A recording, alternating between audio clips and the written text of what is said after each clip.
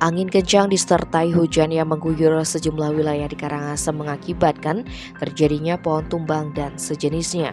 Bahkan tercatat ada 120 kerusakan yang diperkirakan menelan kerugian material mencapai ratusan juta rupiah.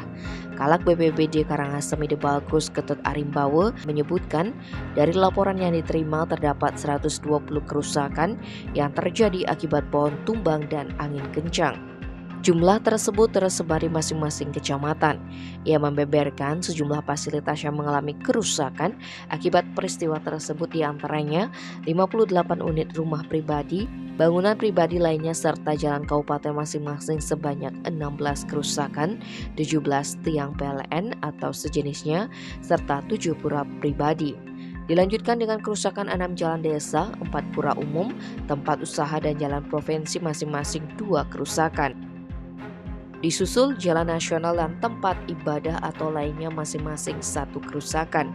Dengan jumlah kerusakan yang cukup banyak tersebut, Arimbawo mengestimasikan kerugian mencapai cukup besar. Angkanya mencapai 771 juta rupiah. Kerusakan yang terjadi penyebabnya didominasi pohon tumbang, sedangkan terdapat pula beberapa yang diakibatkan angin kencang. Wilayah Kecamatan Bebandem menjadi yang terbanyak terkena dampak tersebut, yakni sebanyak 36 kerusakan. Tim Bali Express melaporkan.